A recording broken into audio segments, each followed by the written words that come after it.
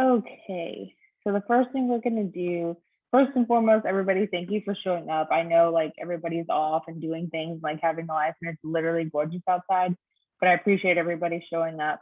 I'm going to now share my screen and we are going to get started.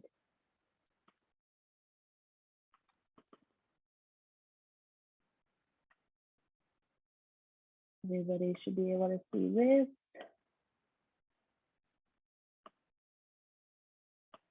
Okay. So I'm in my BSN for ODU. My teaching goal with this assignment was focusing on nurse burnout. You know, we're seeing it happen more and more with ICU, and then especially with this pandemic, everybody's been experiencing this among the nursing community. And I noticed that we kind of even had that in our unit as a whole. You know, a lot of people are feeling this way. So our teaching goal is to promote healthy coping mechanisms with feelings of burnout. All right, psychomotor skill objective. By the end of this instruction, the learners will be able to identify burnout in nursing. That's just letting you know. Okay. All right. So our content outline, identifying burnout in nursing. So when we look at burnout in nursing, the definition of that is a syndrome which results in chronic workplace stress that is not successfully managed. There are three dimensions that focus mostly on this, and that is feelings of energy depletion or exhaustion, increased mental distance from your job or feelings of negativism and cynicism, and reduced professional efficacy. So signs and symptoms of nurse burnout, there's many, and we're going to go over a bunch, but the biggest are feelings of disengagement, being detached, feeling mentally, physically, and emotionally exhausted.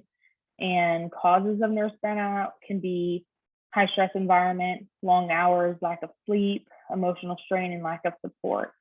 So when we look over here at this thing on the right, burnout signs for nurses, these are definitely like the biggest ones that I was able to find. You know, having issues focusing or thinking clearly, having a hard time remembering your details or conversations, like let's say you're going through your orders or whatever, and you're having a hard time keeping track of like your tasks and staying on them, or having problems making decisions and problem solving. A big one too is physical effects with nurse burnout and signs and symptoms. So lack of sleep, GI issues, headaches. When you look at behavioral, let's say you're risk taking, you no longer care about the PPE. We all know those people that are just like, oh, okay, I'll put my mask on. I'm just going real quick to silence a pump. I'll hold my breath. Like all those things, like even though they may be little, they are signs of burnout in a way. They can lead to more of it. Having a reduced capacity to support your team. Let's say, you know, you start not really caring to help so-and-so out more and more, or you kind of get annoyed at helping people out than you used to. Also, a big one that they're seeing is a lot of more alcoholism in nursing, which, I mean, it does happen, but we're seeing it more so with burnout in nursing. The last one is the emotional signs. So being depersonalized, feeling irritable, frustrated all the time, or emotionally numb, where you feel like you're just going through the motions. These are all signs of burnout. Okay. So this next bit, I kind of want everybody to one at a time, unmute if you can, explain to me how you identify with nurse burnout, list other signs and symptoms, and what else can cause this that you can think of. So go ahead and you can do that now. Whoever wants to start.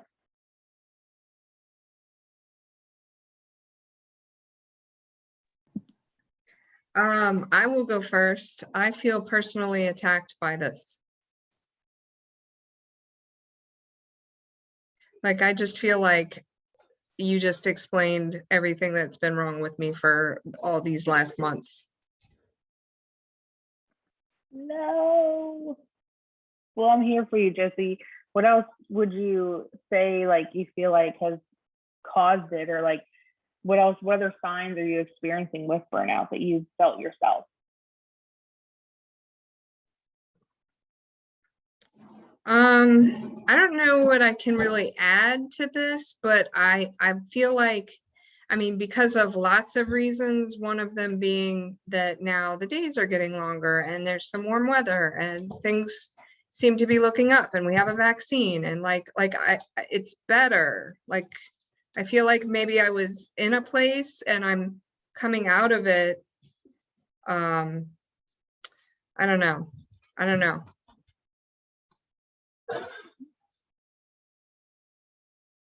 Yeah, I think a lot of people are feeling that way too. Like, I can attest to while, being stuck in pause 2 and 3 for a while there, like, you were kind of feeling that way. Like, I know I was feeling that way. And I think now too, with the weather changing and things kind of lightening up a bit, it's a lot better.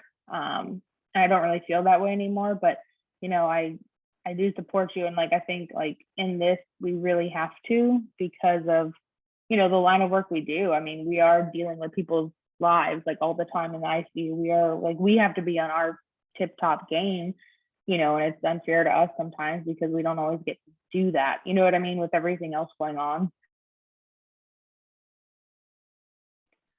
Yeah, Does anybody luckily, else can want to share? I Go just ahead. add to that? Yeah. Sorry, luckily, like nursing is that we typically do, it is a team.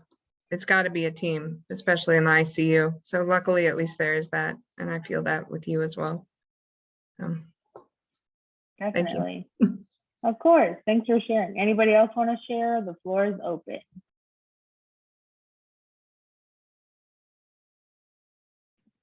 Yeah, so the only thing that I would add is I think the thing that really affects me the most is feeling kind of overwhelmed by the understaffing and like the expectations. I've always wanted to like do everything that I can for my patients, and I wanted to be able to spend time with them and their families. And I think with just the lack of support staff and the lack of staff we've had recently, it's been really difficult to even sometimes do the basic things that you need to do for your patients. And I mean, I love my job. I love it every day, but it makes it really hard when you feel like you can't do it to the best of your ability. That was a great thing to share. I think so too. I think a lot of times with that being an obstacle, like even just, wiping their face or like wanting to freshen them up, like we really don't have that time sometimes to do it. And it can, it can make you feel like, okay, well, what am I doing? Like, what's our goal here? Like you feel like you're not being able to give adequate care, Anybody else want to share any other signs or symptoms that they're going through with nurse burnout, or that they know someone that has gone through it, or any other causes?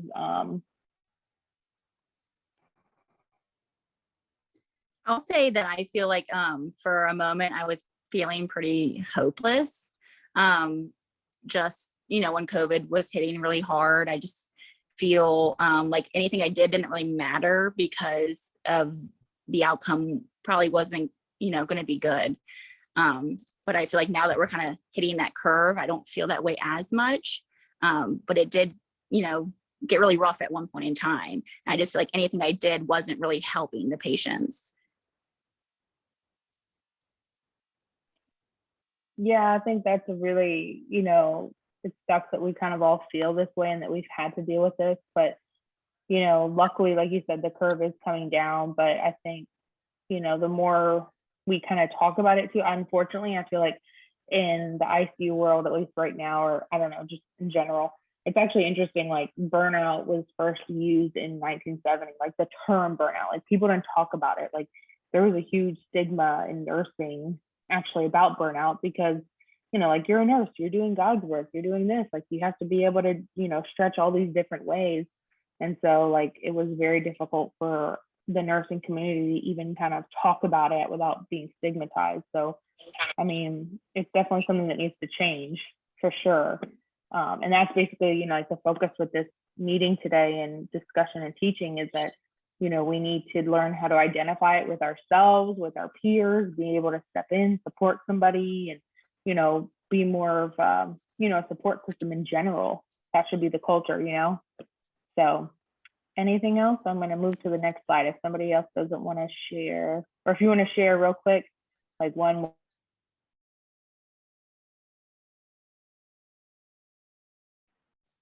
Okay, so let's go ahead to the next slide. Alrighty. So our effective or attitude objective for this learning is, upon the conclusion of this portion, we'll be able to state the effects of burnout in nursing. So real quick before I go to the rest, I wanted to show you guys this little flow sheet here. So it's showing that with the ICU environment, between prolonged exposure to, in this case, they were talking about, staffing, trauma, being in the ICU environment, upon with your personal characteristics and the organizational factors that we can't change, that leads to moral distress, which means you have a perceived delivery of inappropriate care. You feel like you're not able to do the things you normally would. You slowly develop compassion fatigue. From there, you go into burnout syndrome. With burnout syndrome, it can kind of branch off into those 3 different dimensions. You can have PTSD and psychological symptoms from burnout. You can actually have an increased rate of job turnover, which we know we've seen. And then you can definitely have a decreased patient satisfaction and quality of care. Unfortunately, I know we've seen all of this. Things are unsafe if we are not taken care of. Like, that's the bottom line. If we're not able to be in the best shape that we can and feel supported and all these things with nurse burnout, then, other people are going to suffer from it, or even your colleagues, and that's not okay. So when we look at the effects of nurse burnout, we're seeing a decrease in quality of patient care.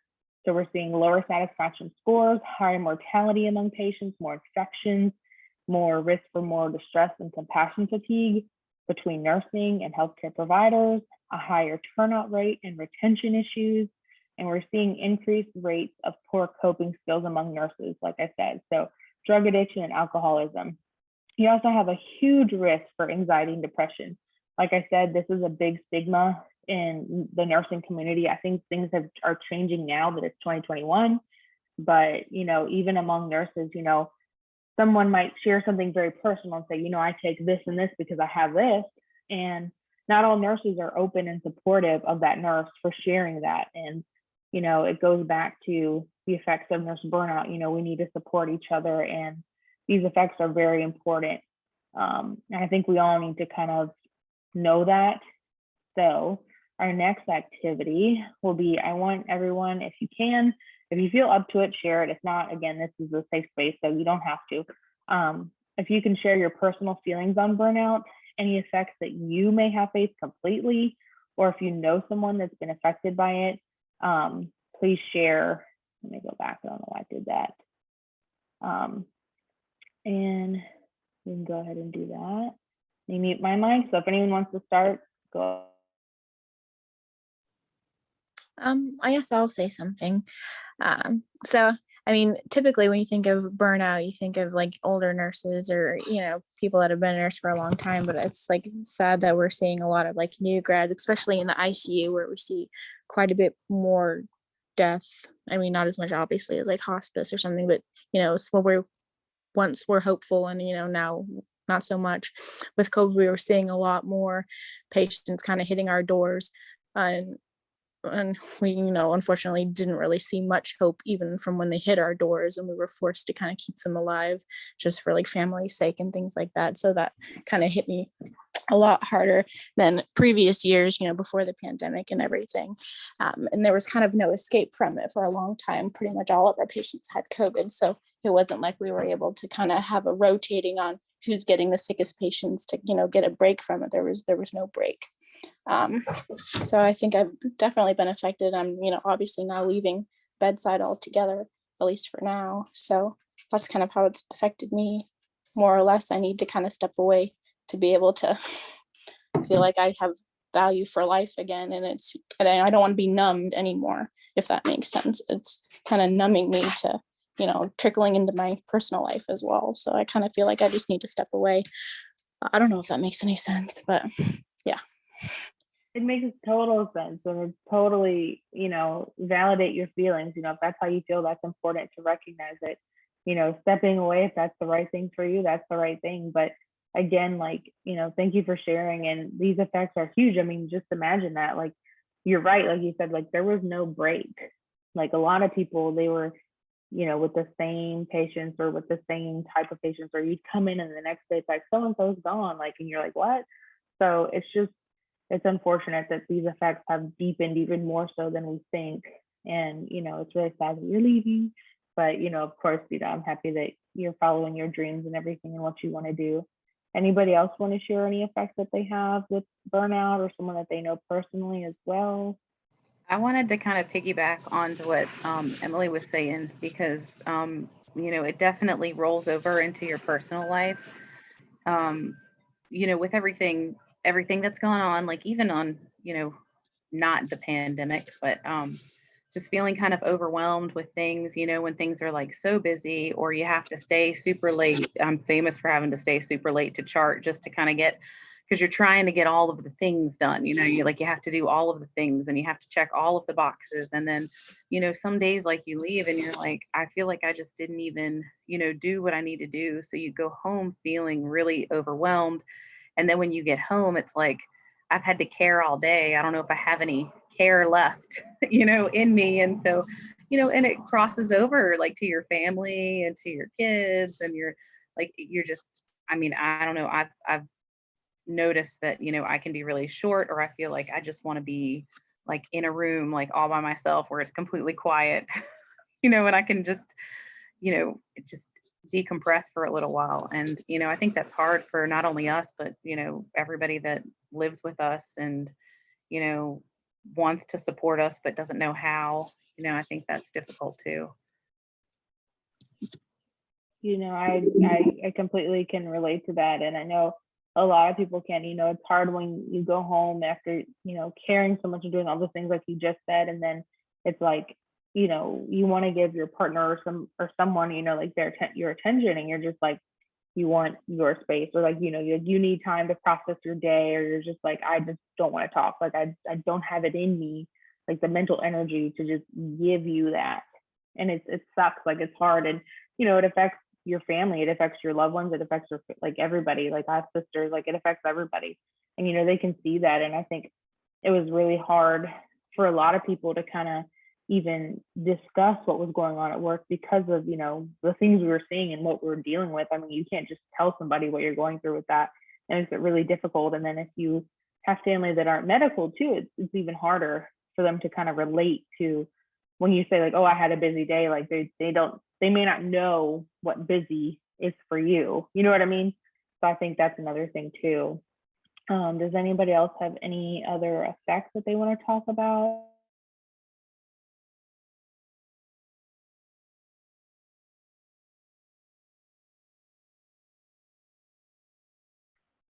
I think we all kind of shared a lot there and have like these last few slides. I know this is like I wouldn't say a tough topic, but it's definitely one that has not been talked about.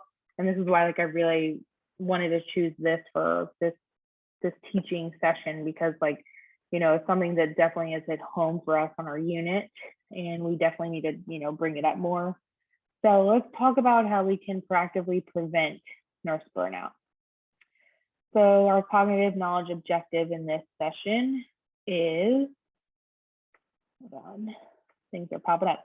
Okay, upon completing the teaching session, the learners will be able to list many ways of effective coping mechanisms in nurse burnout. So this is more of like the fun stuff, we get to talk about how you can prevent it.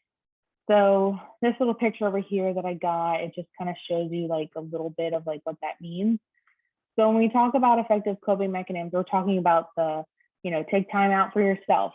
I know it sounds hard, like easier said than done, but it really does matter. Self-care, reflecting, journaling, relaxing, taking time off from work if you can, if you have the time, the PTO, you deserve that for yourself. And, your family deserves that too. This is not an easy thing, but taking that time out and recognizing that you need the break is also a big deal. And be aware, be mindful of your feelings, know when you need to pause or step away from the situation at work. So if you catch yourself in a situation where, you're not yourself, or you feel like, okay, well, I'm a little overwhelmed, like I need help, I need to step away, like step away. Manage your stress and emotions at work and at home as best as you can. Again, this is one of those things where we're expected to show up smiling, put on the show for the patient, whatever it is, like, and it's tough. So you've got to be mindful of your feelings with that. Also, protect your mental health and spiritual health. So find someone you can trust. If you're feeling like you're having feelings of more distress, depression, anxiety, or suicidal thoughts, please call the hotline. Please talk to your primary care or therapist. Talk to somebody.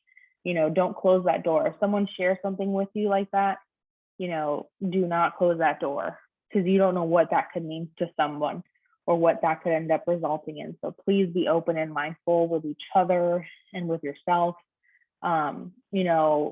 Teaching this, like you can always come to me if you want to talk to me. If you know someone that's struggling, to talk to me. Like I've had friends that have dealt with a lot of anxiety and depression before, especially in nursing. So talk to me. I'm totally okay with talking to somebody, but definitely talk to somebody. Also, speak up. Know when to say no. So set boundaries. Be confident and use your chain of command. If you are in a place where you are feeling burnt out and something is just about to tip you over that edge, say no. You don't have to. You don't owe anybody anything with an explanation. Like if you physically cannot take that assignment or you cannot take that extra day to come in or whatever, it's okay to say no. The stigma of, oh, like that person's off, they should blah, blah, blah, blah. Like that's none of their business. Like this is your life. Like you set those boundaries. Be confident and use your chain of command at work. If something is not right, you need to speak up.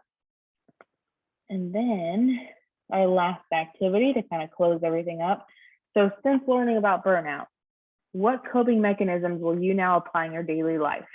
So for me, I'm going to start off. I'm going to be more mindful of my feelings and, try to take time out for me, be it go for a walk, doing more things at home that I can manage my stress so that I can be in a better place, so that when I do go to work, I'm not, overwhelmed or whatever. Like that to me is what I think I need right now. So if anyone else wants to share, you're more than welcome to share what you would like to try to apply now. I've been trying to apply the taking some time off from work for yourself. So, I had to cash in PTO this last year, which really sucked, because then you don't get all the money for it. And I was like, man, I could have taken some vacation time. And I was, I always just like built it up just in case. But then I thought, just in case for what? Like I don't take huge vacations. So I've been trying to take some vacation time like every month or every other month, even if it's just like a day or something during a week, during the week, to give myself some time at home. And I actually talked to somebody else about that the other day who was kind of struggling with like working and school and trying to get things done. And they were just feeling very overwhelmed. They didn't have any time for themselves, and I told them, I said, just, if you've got PTO, next schedule, take one day off a week. Like, I know it sounds kind of crazy, but one day off a week, if sometimes all it takes is just that little bit of time where you can kind of refresh, and then you can feel regenerated and feel a little bit better. And it usually works for me. And then taking a deep breath before I say things. Sometimes I need to do that too. Yeah, I think that's a good one to share, especially with the time off and taking that deep breath. You don't realize like how much sometimes, even at work, you're like doing something, you're like, okay, I need to take a step back. Let's pause for a second and let's figure out how we're going to say this to so and so. You know what I mean? Because sometimes you just need that little reflection moment there. Anybody else want to share anything new that they're going to adapt now since learning about?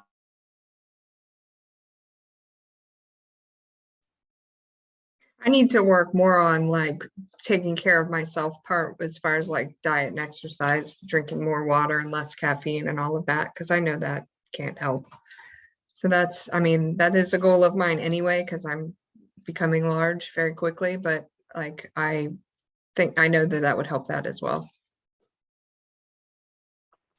It's stuff like that even like just the little thing of drinking more water, like, how much that can change. Because, at work, I'm lucky if I get 2 cups in, and that's like barely like 2 cups, like maybe 1 cup at lunch, and then maybe a half a cup in between, like, running around with meds. Like it's just even those little things. And I think that's a great point, Jesse. It does add up, even though you don't think about it, just being, getting more sleep, eating better, less caffeine, doing less sugar. Like I've tried to cut down on my bang drinks. I used to have like 2 in a shift, and now like I try to only have 1 per week, which has been hard, but you know, it's something. Anybody else want to share? I'm going to take just a second to throw this out there because I heard the other day that they will be creating a Zen room or something for us.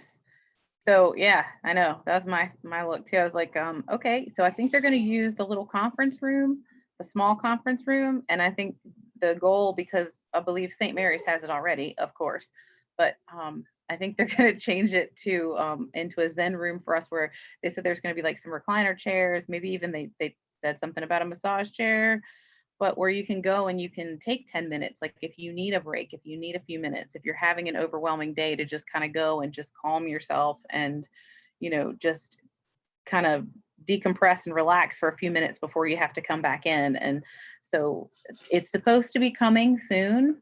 So I hope that works out. Maybe it'll kind of help us at some point.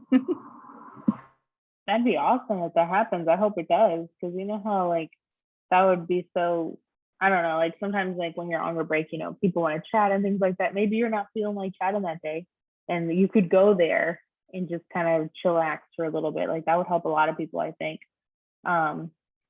Anybody else have any other things that they want to apply? I think adding into like how as nurses, we can relate the most to each other, and especially working in the same unit, we know exactly what each other is going through. So I think like having a grace for each other, and like just creating that open communication to have the vent sessions, or if one of us says, hey, I just need a minute, like just without skipping a beat, taking over or taking care of the patients so that they can have the 5 minutes in the Zen room or whatever, and just supporting each other that way. Yes, I think that is very key, Taylor. I'm glad you shared that. And your little baby's so cute. It's okay. He's so precious.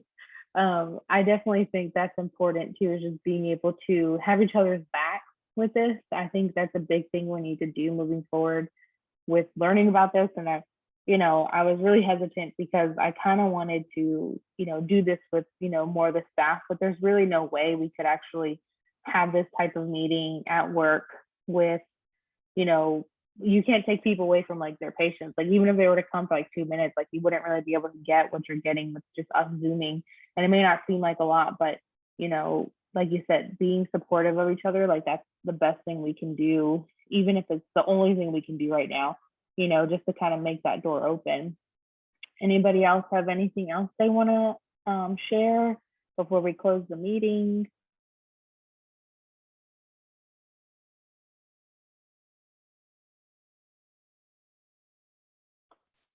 Okay, so I think that about sums up this nurse burnout little seminar soiree, if you would.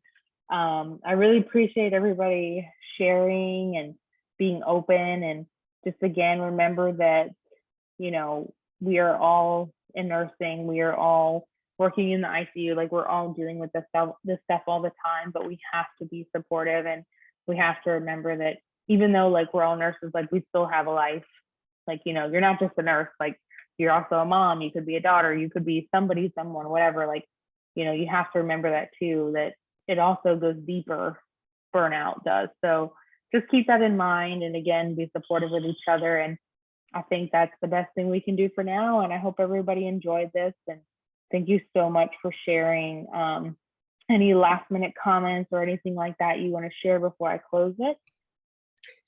I enjoyed this very much. Thank you for doing it. Thank you for choosing this as your topic and inviting me to it.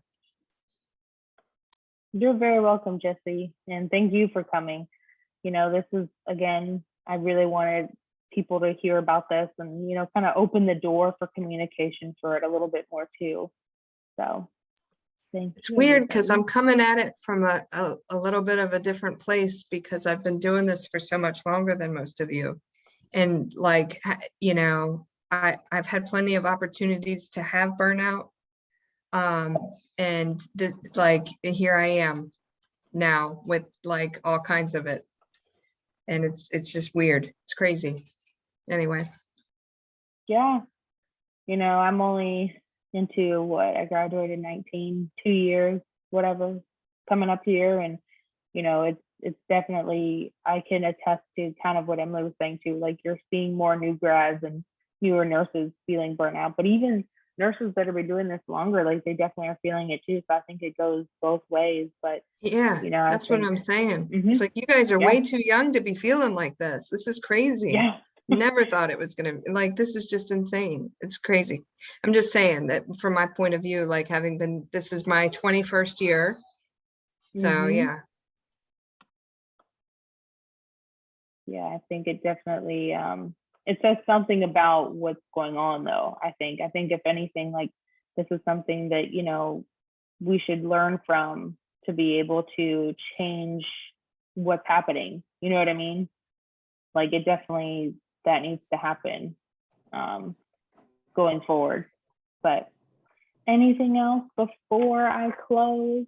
I was just going to say Last that I really hope that everybody can kind of get through everything that they're feeling, because, you know, with, like, I've only been doing this for like a little over 10 years, but still, like, there are ups and there are downs, and, you know, things come back around. So if you know, just kind of hang in there and find a good support system, which is, I mean, that's one reason I've been where I've been for the last 10 years, is because I feel like the support system is great. You know, then things get better, and, you know, then you have people to back you up and stuff too. So Awesome. Good sharing point. Anybody else? Yes, that's it. I'm going to say thank you, everybody. This was so nice. Oh, do you have something, Emily? I'm sorry. Did I cut you No, off? I was just gonna say thank you guys. Love you guys very much, and I do think that we are a great team together. We give each other breaks when we can, and I'm very appreciative for all of you, very much so. That is I'm all I was happy. gonna say. Thanks.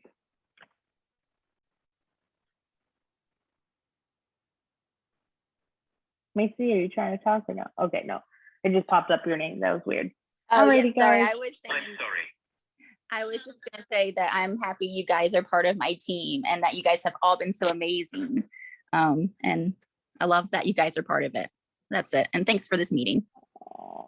Well, you're welcome. I love everybody here. I'm so happy that I get the opportunity to work with all these lovely ladies and literally learn from everybody. I think that's the best part about our unit as a whole, is that like you can go to somebody and you be like, hey, can you kind of show me this? Or can you, like, everybody is really open to teach and to be, you know, supportive of each other. And I think with this session that we just talked about too, this will open up even more support for each other.